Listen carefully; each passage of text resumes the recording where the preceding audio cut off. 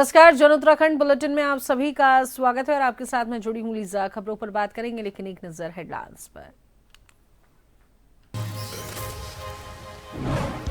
देहरादून में 100 मीटर गहरी खाई में गिरी HRTC बस।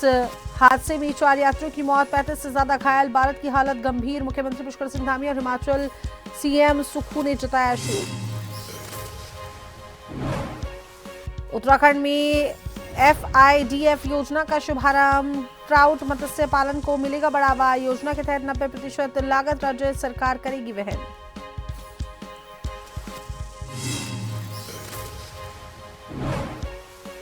अंकिता केस में CBI ने दिल्ली में दर्ज की FIR। VIP गेस्ट की पहचान के लिए देहरादून ऋषिकेश में डेरा, वायरल ऑडियो बनेंगे मुख्य आधार।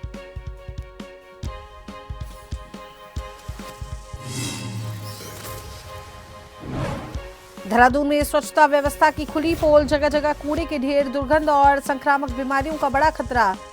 शिकायतों के बावजूद नगर निगम की कार्रवाई नदारद।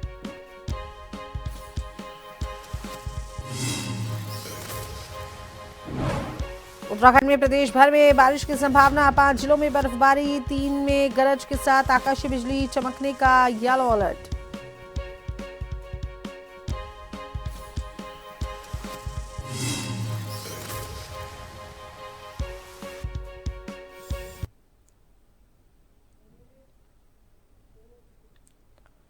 मुख्यमंत्री पुष्कर सिंह धामी की अध्यक्षता में सचिवालय में उत्तराखंड ग्लोबल इन्वेस्टर्स समिट के तहत हुए MOU और उनकी ग्राउंडिंग की समीक्षा बैठक हुई। अब तक 3.57 लाख करोड़ रुपए के MOU में से 1.6 लाख करोड़ रुपए की परियोजनाएं जमीन पर उतर चुकी हैं। मुख्यमंत्री ने MOU क्रियान्वयन में आ रही बाधाओं को दूर करने, नोडल अधिकारी नामित करने और तय समय सीमा में कार्य पूर्ण करने के निर्देश दिए। साथ ही स्पिरिचुअल जोन, आयुर्वेद, एम्स और भराड़ी सैंड में मंदिर निर्माण को प्राथमिकता देने को कहा।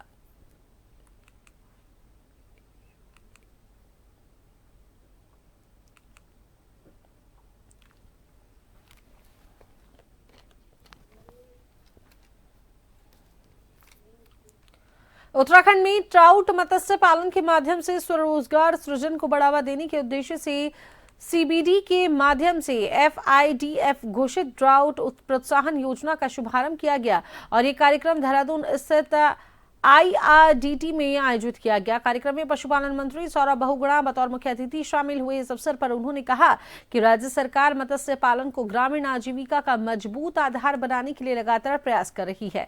खासकर पर्वतीय क्षेत्रों में ट्राउट मत्स्य पालन की अपार संभावनाएं हैं। योजना के अंतर्गत कुल परियोजना लागत का 90% हिस्सा राज्य सरकार वहन करेगी, जबकि 10% अंश लाभार्थी द्वारा दिया जाएगा और इसके साथ ही योजना में प्राकृतिक आपदाओं से मछली एवं अवसंरचनाओं के नुकसान पर बीमा कवर की सुविधा भी शामिल की गई।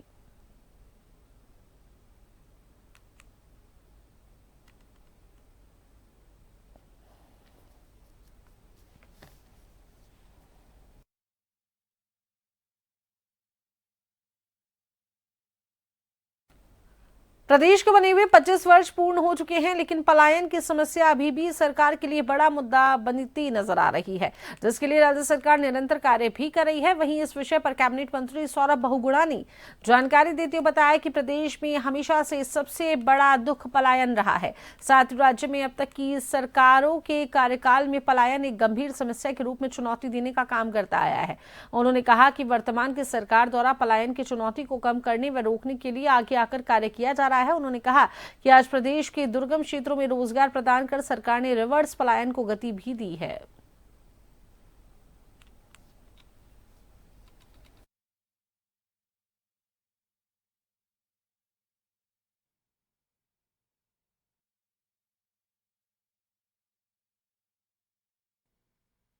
मैं हमेशा ये कहता हूँ कि उत्तराखंड का सबसे बड़ा दर्द ही हमेशा पलायन रहा है।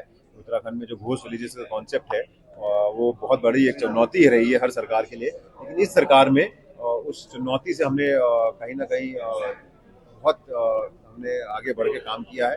पलायन को रोकने में, रिवर्स पलायन में, चाहे वो मैं आपको बहुत सारे ऐसे गांव बता सकता हूँ उत्तराखंड में जहाँ पे लोगों ने वापस आके अपना रोजगार खुद शुरू किया है, चाहे वो बागवानी के क्षेत्र में हो, चाहे वो एग्रीकल्चर के क्षेत्र में हो, चाहे वो फिशरीज के क्षेत्र में हो, एनिमल हस्बेंड्री के क्षेत्र में हो, होम स्टे के माध्यम से हो।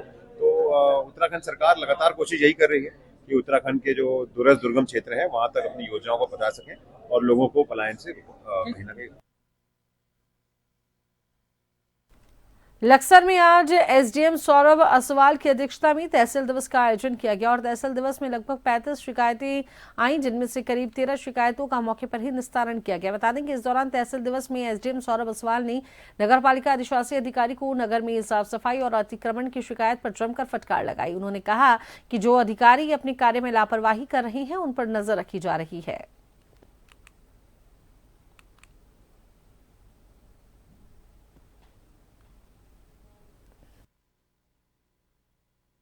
और जितनी भी शिकायतें यहाँ तहसील में हम देखते हैं तो तहसील के किसी भी आदमी पर या अधिकारी पर जनता विश्वास नहीं करती और तहसील दिवस आती है और वहाँ भी इनकी जो है मांगे या इनकी डिमांड या इनकी शिकायतें पूरी नहीं होती। जनता बिल्कुल परेशान है। भीतर जाकर देख लो, अधिकारियों के लिए कुर्सी लग रही है और जनता लाइन में लग रही है लंबी लंबी सुबह से। चल गए पीड़ित लोग यहाँ पर तहसील दिवस में उम्मीद की किरण लेकर आते हैं। उनकी सुनवाई ये हो रही है कि अब 12 बज रहे हैं और अभी चौथा नंबर लगा है, जबकि तहसील दिवस का समय 10 बजे तक घोषित होता है। अगर 2 घंटे में 4 समस्या निपटाई जाएंगी यहाँ, तो जो जिनका नंबर 30 हुआ उनका तो नंबर अगली बार होगा। जनता दरबार जो लगा हुआ है यहाँ जनता की समस्या के लिए है, लेकिन जनता की कोई समस्याओं का निस्तारण नहीं हो पाता। जनता तो अपनी एक एप्लीकेशन लेके आती है और अधिकारियों को दे के चली जाती है, लेकिन अधिकारी अपनी मस्ती में इतने मस्त हैं कि वो जनता को का ना तो कोई समस्या का निस्तारण कर पा रहे हैं और ना ही जनता की कोई समस्याओं को वो देख पा रहे हैं।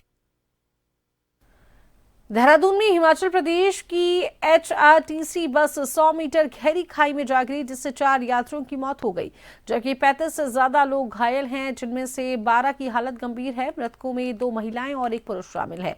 एसडीआरएफ ने शवों को बाहर निकाल लिया है। तो वहीं हादसा त्रिउनी क्षेत्र में हुआ।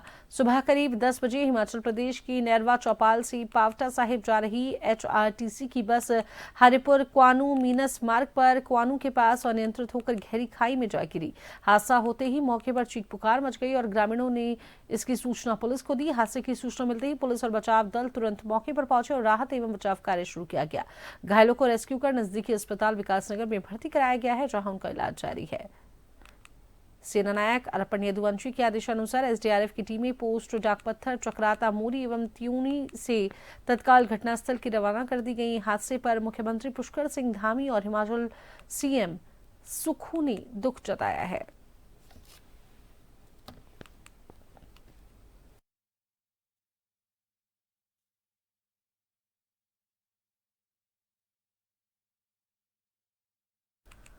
उत्तराखंड और हिमाचल की सीमा से आज एक दर्दनाक सड़क हादसे की खबर सामने आई। उत्तराखंड और हिमाचल प्रदेश की सीमा से आज एक दर्दनाक सड़क हादसे में हरिपुर मीनस मोटर मार्ग पर हिमाचल रोडवेज की एक बस गहरी खाई में जा गिरी। हादसा सुबह करीब 9:30 बजे क्वानू गांव के आगे सुदोई खड्ड के पास हुआ, जब बस ट्रक को पास दे रही थी और सुरक्षा दीवार ढह गई।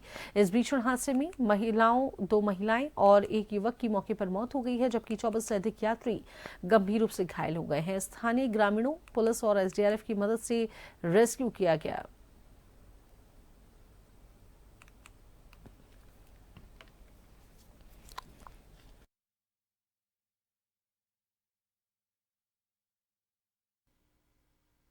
नेरवा से अब विकास नगर आ रहा था और क्वानू के बगल में ये खड्ड में ये विकास नगर की साइड से एक ट्रक आया ऊपर सब्जी वाला था, या उसमें सामान लोड सामान था उनका। तो ड्राइवर की आपस में बात हुई कि भाई मेरे को साइड दे दो, तो उसने अपनी साइड उसको दे दी ट्रक वाले को, और वो नीचे वाले साइड पे दीवार गिर गई। तो आप लोगों की चोट लगी है, तो आप कैसे नीचे पहुंचे हैं? नीचे तो जी मैं तो एक जो डंडा होता है बस का खड़ा, उसको पकड़ के रखा, मैं उसी पे घूमता रहा और नीचे पहुंच गया। मेरे नीचे 2 डेड बॉडी थी और 2 मेरे ऊपर और थे, उनको हटा करके फिर मैं उधर से निकला। हमारे टोटल ऑपरेशन में आप लोगों ने देहरादून डिस्ट्रिक्ट की 7 एम्बुलेंसेज भेजी थी, जो कि एक्सीडेंट होने के बाद टाइम से आसपास के क्षेत्र के विकासनगर, सैया, सहसपुर और 3 एम्बुलेंस देहरादून से भी, ये सब के हमने गंतव्य एक्सीडेंट साइट पे भेज दी थी। तो मेन टाइम वहाँ पर एसडीआरएफ पहुँच गई थी, तो टाइमली उन सब पेशेंट का रेस्क्यू किया। हमारी एम्बुलेंस के द्वारा सभी को विकासनगर लाया गया और विकासनगर में उनकी जो प्राथमिक चिकित्सा डॉक्टर द्वारा की गई, उसके बाद उनको हायर सेंटर देहरादून रेफर किया। सूचना मिली थी कि 10 बजे के आसपास जो है हिमाचल से एक बस विकास नगर होते हुए पोंटा साहिब जा रहे हैं, जिसमें अभी जो ये सूचना प्राप्त हुई जिसमें अधिकांश लोग हिमाचल के थे और 2-3 लोग यहाँ अपने देहरादून की चक्राता के लोग थे। अब खत्म दृष्टिया वहाँ पे ये शायद आपस में बस और ये ट्रक पे कुछ क्रॉसिंग में जो उनका संतुलन बिगड़ा है और उस वजह से खाई में चली गई। तो 3 लोगों की जो रिपोर्ट है जिनकी डेथ हो गई, उसमें 2 महिला थी और जैसा आप देख रहे हैं यहाँ पे अभी जो सूचना है 4-5 लोग थोड़ा सा उनको ज्यादा चोट लगी और बाकी अधिकांश लोगों को प्राथमिक चिकित्सा दिया गया है। उत्तराखंड सरकार ने मत्स्य पालन क्षेत्र को तकनीकी रूप से सशक्त बनाने की दिशा में एक अहम कदम उठाया है। पशुपालन मंत्री सौरभ बहुगुणा ने बताया कि राज्य सरकार पिछले 4 वर्षों से लगातार प्रयास कर रही है कि पशुपालकों और मत्स्य पालकों को केंद्र और राज्य सरकार की योजनाओं से सीधा जोड़ा जा सके और इसी क्रम में अब उत्तराखंड देश का पहला राज्य बन गया है जिसने सेंट्रल बैंक डिजिटल करेंसी के माध्यम से अपनी फिशरीज योजना को लागू किया है। मंत्री ने कहा कि ये पहल प्रधानमंत्री के डिजिटल इंडिया के विजन को और मजबूती देती है।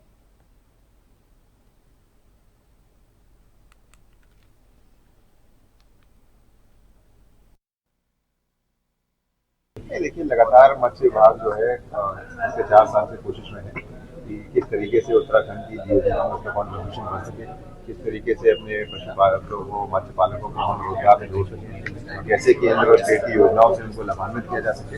और आज भी हमने एक नई पहल करी है। उत्तराखंड पहला प्रदेश है पूरे देश में जिसने CBDC के माध्यम से अपनी फिशरीज की जो योजना है उसको लॉन्च किया है।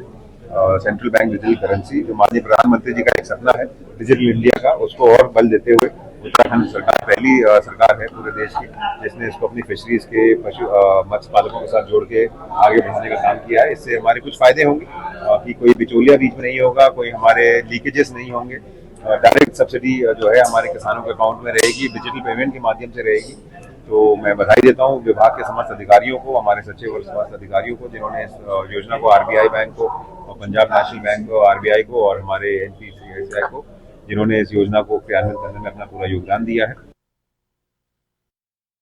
तो चलिए वक्त चला है एक छोटे से ब्रेक का।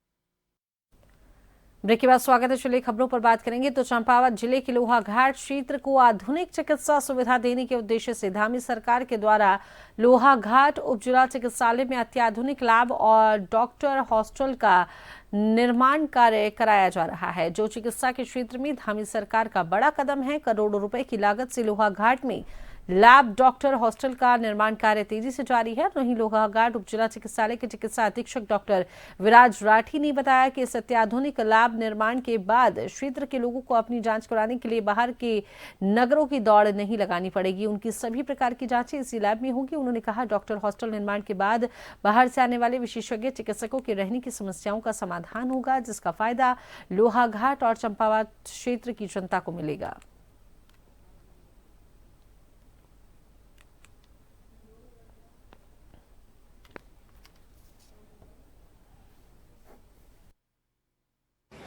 सरकार के द्वारा जो ट्रांजिट हॉस्टल हमें जो 9 कमरों का दिया गया है, जिसमें कि 9 रूम्स बनाए जाएंगे, उसमें ट्रांजिट हॉस्टल से ये फ़ायदा हुआ कि जो हमारे पेरिफेरी के डॉक्टर्स हैं, जब जिला मुख्यालय में किसी काम से आते हैं या हम बाहर से किसी डॉक्टर को स्पेशलिटी के लिए यहाँ पे बुलाएंगे, किसी ऑपरेशन के लिए या किसी और चीज़ के लिए, तो उनकी रहने की बहुत ज़्यादा व्यवस्था होगी। तो उससे हमारे डॉक्टर में थोड़ा प्रोत्साहन बढ़ेगा और हमारे लोहाघाट के लोगों को उससे उनके आने से बहुत ज़्यादा लाभ मिलेगा। और उसके अलावा जो आधुनिक प्रयोगशाला बन रही है उसमें भी तेज़ी से काम चल रहा है। उसके बाद जो बहुत सी ऐसी जांचें होती हैं जिनके लिए हमें नीचे भेजना पड़ता है, हल्द्वानी भेजना पड़ता है, बरेली भेजना पड़ता है, वो सारी जाँचें यहीं पर हो जाएंगी। तो इससे लोहाघाट की जो प्रिय जनता है उसको बहुत ज़्यादा लाभ मिलेगा और आने वाले समय में बहुत तेज़ी से हमारा चिकित्सा विभाग जो है यहाँ पे डेवलप हो रहा है। इसके अलावा हमारे यहाँ पे चिकित्सालय में हमने एक लोगों को रहने की व्यवस्था, जो अटेंडेंट को रहने के लिए भी एक व्यवस्था की गई है, जिसमें हमारे 4 बेड हैं। उसके अलावा हमने हीटर भी लगाया है और उसको अत्याधुनिक बनाया है। साथ में रहने वाले के लिए हमने खाने की व्यवस्था भी की है। लक्सर में बीती 1 फरवरी को दिन दहाड़े सुल्तानपुर मार्ग पर फाइनेंस कर्मी से लूट करने वाले 4 आरोपियों में से 3 आरोपियों को गिरफ्तार कर लक्सर पुलिस ने लूट का खुलासा किया है। लक्सर कोतवाली पहुंचे एसपी देहात शेखर चंद्र सुयाल ने प्रेस कॉन्फ्रेंस कर लूट का खुलासा करते हुए बताया कि 1 फरवरी को दुकान का कनेक्शन कर लौट रहे रवि नाम के फाइनेंस कर्मी के साथ सुल्तानपुर मार्ग पर 4 आरोपियों द्वारा मारपीट की गई। दुकान का जो भी फाइनेंस कर्मी है वो अपना कलेक्शन था उस कलेक्शन को कर लौट रहा था और उस कलेक्शन करने के बाद लौटते समय इन 4 आरोपियों द्वारा मारपीट की गई। लूट की घटना को अंजाम दिया गया, जिसमें पुलिस की टीम ने 3 आरोपियों को गिरफ्तार किया है, जिनके कब्जे से लूट की 1,85,000 की रकम और एक मोबाइल को बरामद किया गया है। साथ ही घटना में प्रयुक्त एक बाइक भी बरामद की गई है।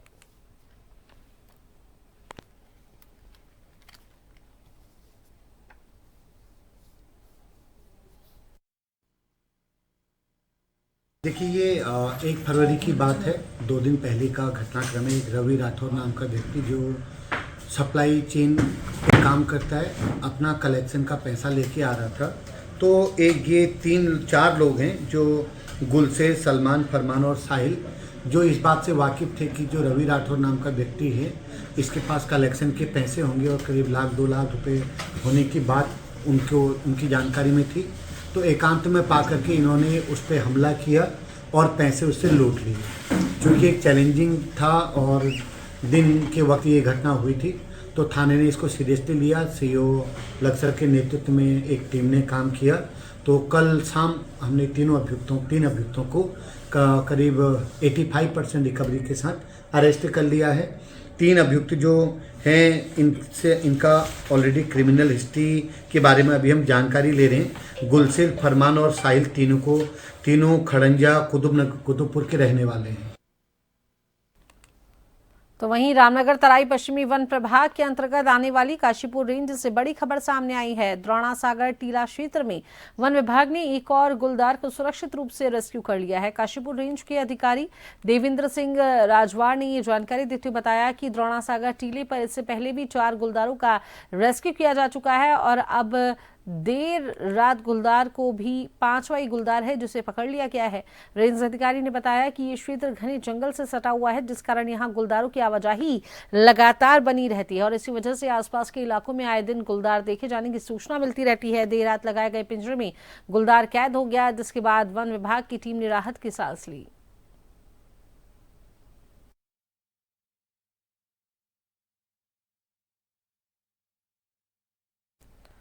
रुड़की की मंगलौर कोतवाली क्षेत्र के लडौरा से भगवान कहे जाने वाले डॉक्टर के पेशे को शर्मसार कर देने वाला एक मामला सामने आया।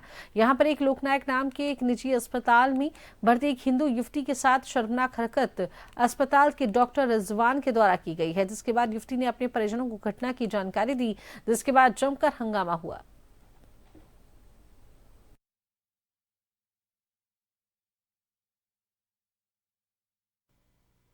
देखिए, जो जिक्र आप कर रहे हैं, इसमें कल जैसे ही पुलिस के संज्ञान में आया, पीड़ितों की तरफ से एक तहरीर दी गई है, तो उसमें मुकदमा दर्ज कर लिया है और जो व्यक्ति है, आरोपी व्यक्ति, उसको पुलिस की हिरासत में रखा गया है। बाकी हम आगे जो उसमें लीगली होगा वो हम काम कर रहे हैं। क्या कोई अन्य भी कोई इसमें शामिल है? अभी अन्य की तो कोई संलिप्तता या उस स्टाफ की किसी और की संलिप्तता के कोई प्रमाण नहीं है। बाकी जो तथ्य आएंगे, वहाँ अगर CCTV है उसका अवलोकन करने के बाद आगे की चीजें तय की जाएंगी। देहरादून में स्वच्छता व्यवस्था की हकीकत एक बार फिर सामने आ गई है। शहर के कई इलाकों में मुख्य सड़कों पर, गली मोहल्लों में जगह जगह कूड़े के ढेर लगे हुए हैं, जिससे आम लोगों को रोजाना भारी परेशानियों का सामना करना पड़ रहा है। कूड़े की वजह से दुर्गंध फैल रही है, संक्रामक बीमारियों का खतरा लगातार बढ़ रहा है। स्थानीय लोगों का कहना है कि उन्होंने कई बार नगर निगम में शिकायत दर्ज कराई, इसके बावजूद हालात जस के तस बने हैं। निगम की ओर से कोई ठोस कार्रवाई नहीं नजर आ रही है। स्थिति तब और चिंताजनक हो जाती है जब ये देखा गया कि कुछ स्थानों पर नगर निगम के कर्मचारी भी पहले से लगे कूड़े के ढेरों पर ही कचरा डालते नजर आए। एक और सरकार स्वच्छ और सुंदर देहरादून के दावे कर रही है, तो वहीं दूसरी ओर जमीनी हकीकत इन दावों की पोल खोलती दिखाई दे रही है।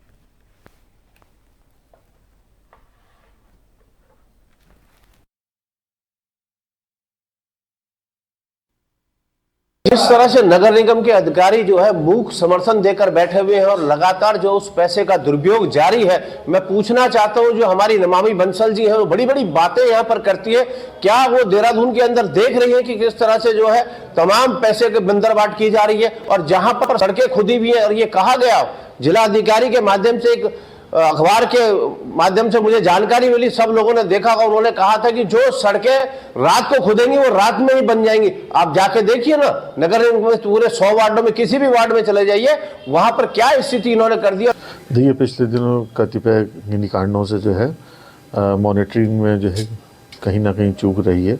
संबंधित लोगों के खिलाफ जो है कार्रवाई भी की गई है। सुपरवाइजर्स को भी चेतावनी दी गई है कि अपने कामों में जो है पूर्ण तरह दक्षता दिखाते हुए जगह जगह जहाँ पे भी अगर कोई गार्बेज वनरेबल पॉइंट है तो उसे तत्काल सुबह ही जो है उसको उठान जो है समय से किया जाए और उसका निस्तारण जो है विधि अनुसार जो है उसको करा जाए। कोई ज़मीनी कार्रवाई नहीं हो रही है कहीं पर भी। आप ये सोचिए, यहाँ से नेशविला रोड से मैं वो कूड़े वाली गली है ना राजा रोड पे, वहाँ तक कूड़ा फेंकने जाता हूँ जब कहीं है ही नहीं जगह। कभी कभी, क्योंकि ये बदतमीजी मानता हूँ मैं इसे, कि इस तरीके से सड़क पे आपको गंदगी फेंकनी, लेकिन कभी कभी मुझे यहाँ भी फेंकना पड़ता है। क्या करूँ, मजबूरी है। ये लोग कहते हैं लोग 70 रुपये नहीं दे रहे, आप हमसे 200 रुपये लीजिए ना, घर में गाड़ी तो भेजिए, कोई टाइम तो हो। ये कह रहे हैं ऐप डाउनलोड करिए तब गाड़ी आएगी, वो आएगी। जब गाड़ी ही नहीं है तो आएगी कहाँ से। और वो जो कूड़ा बनाया था जिस पे सरकार के पैसे लगे थे, उसमें कारें खड़ी होती हैं अफसरों की, लोगों की, और यहाँ कूड़ा हमारे घर के आगे डाल दिया है। हमको बदबू से भर रहे हैं, बीमारी लोग भर रहे हैं। बोर्ड लगते हैं कि डून क्लीन डून, सब दिन गंदगी के अलावा कुछ नहीं है। बहुत कह कह के हम थक गए हैं। तो अभी के इस बुलेटिन में इतना ही। मैंने रही जन टीवी के साथ। नमस्कार।